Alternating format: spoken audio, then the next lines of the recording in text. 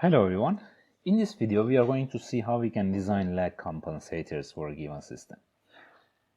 From the previous video we know that in order to improve the steady state behavior or steady state error we can use the PI controllers. But with the PI controllers we have seen that the settling time might become huge. So there's a problem with the settling time because we have for the closed loop system a pole pretty close to the origin and then there's also a zero nearby.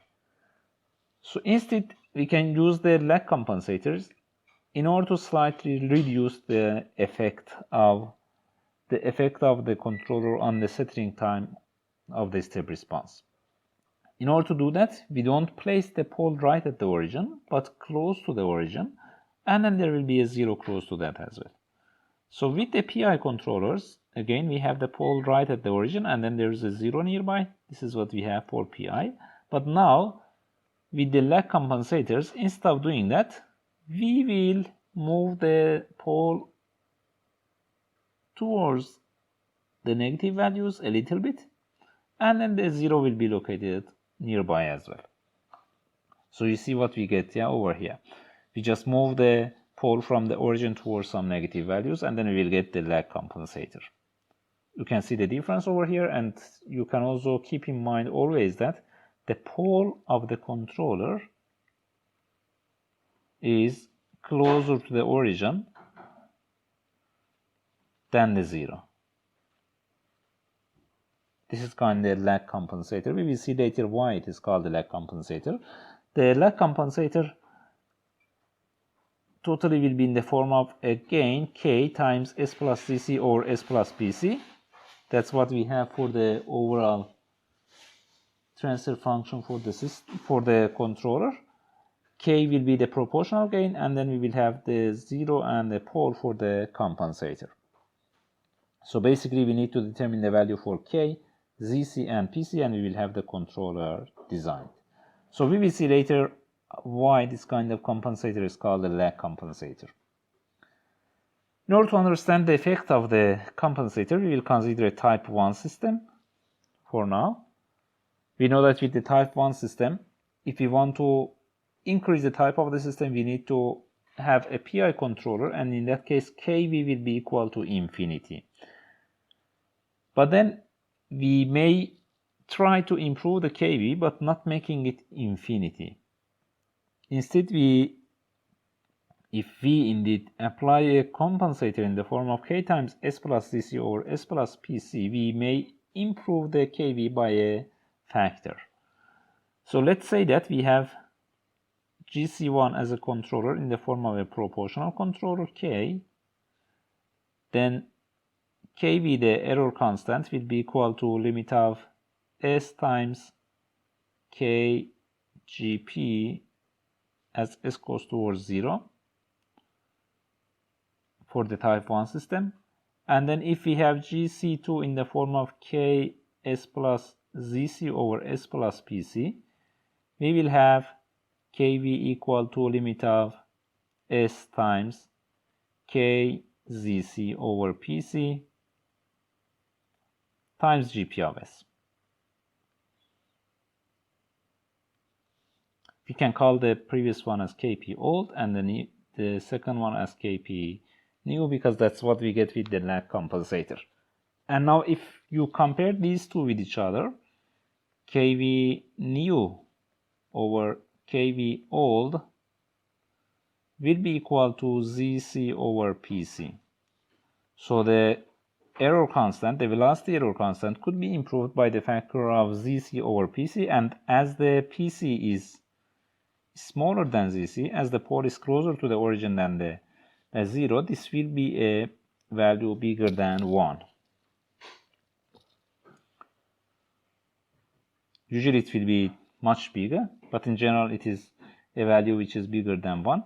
You can make ZC over PC equal to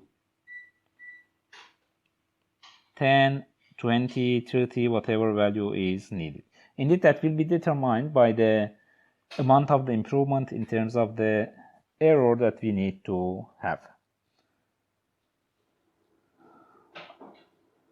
Okay, so for when the error becomes constant, for the constant error bar, we will have the control signal equal to k times ZC over PC times E bar. So it will not increase indefinitely, similar to what we had with the PI controllers.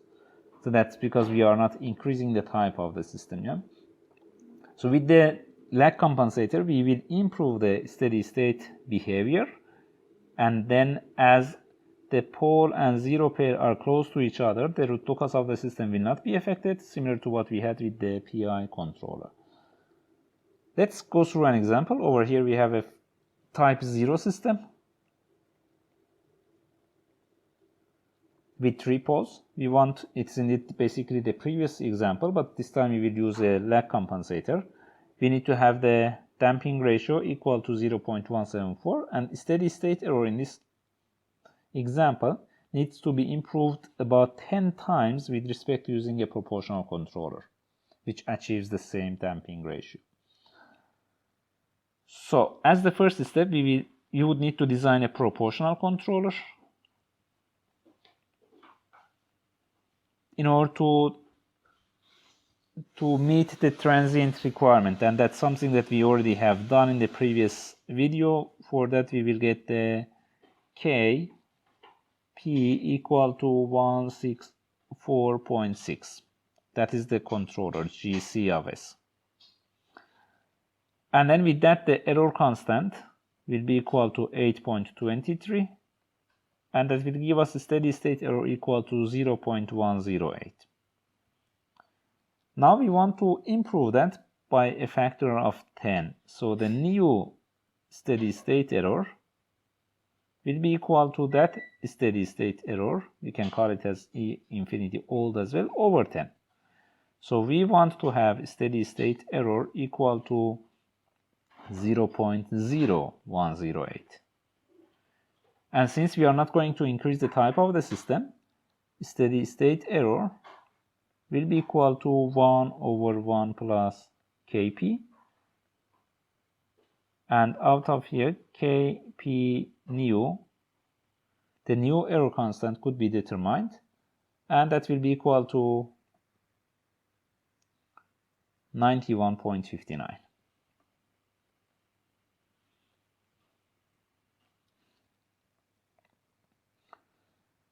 And that's indeed what we want to have for our ZC over PC ratio, referring to the new and old values of Kp. We already have it here. So Kp new over Kp old is equal to ZC over PC. That was for the type 1 system, so we had Kv over Kv new over Kv old, but for the type 0 system it will be indeed Kp new over Kp old.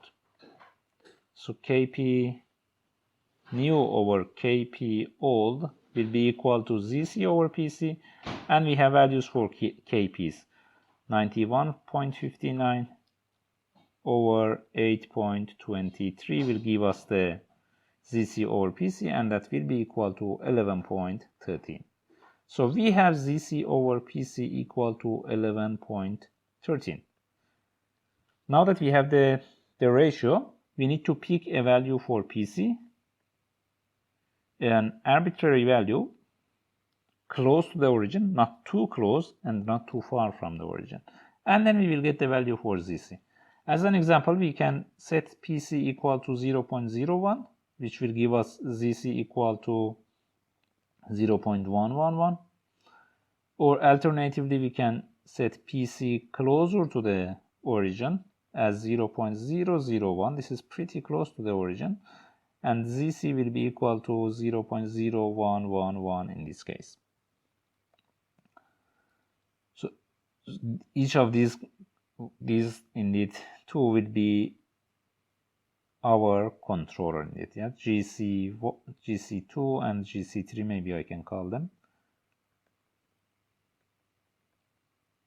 We will have a gain value which needs to be readjusted. It might be slightly different than what we had for the proportional controller, but it will be some value similar, over S plus 0.111, S plus 0.01, and here we'll have k times s plus 0.0111 and s plus 0.001.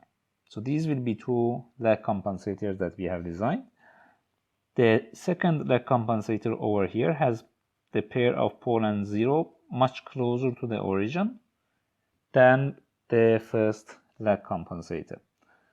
Both of them should give us the same, indeed, steady state behavior.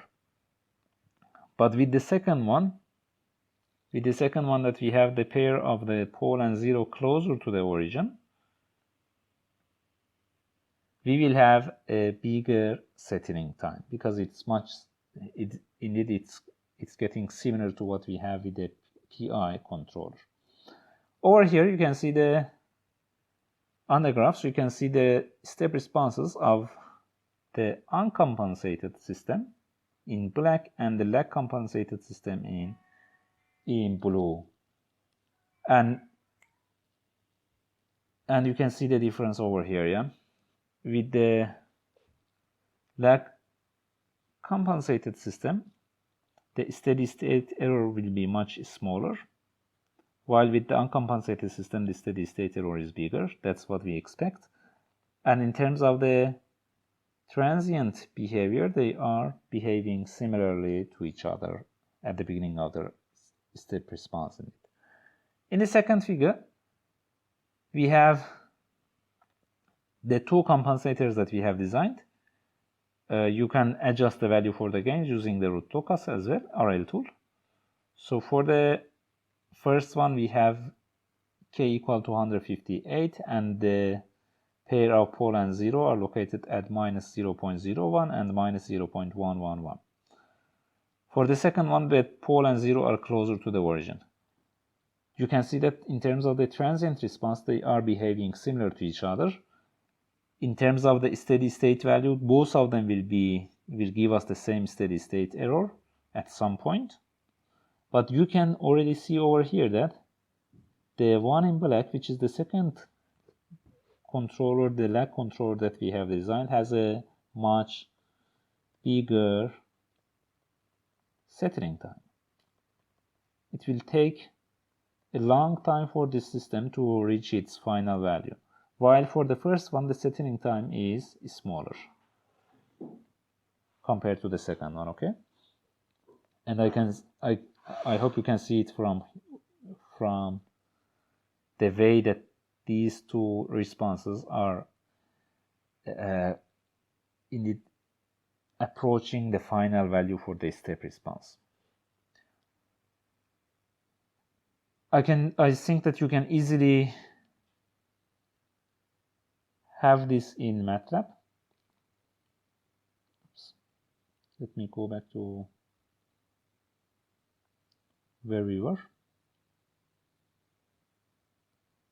Okay, so you can easily try this in MATLAB. Just implement the controllers, the two lead compensators that we have. You can also have the proportional or uncompensated system together with the PI controller as well, and then plot the step response of the system.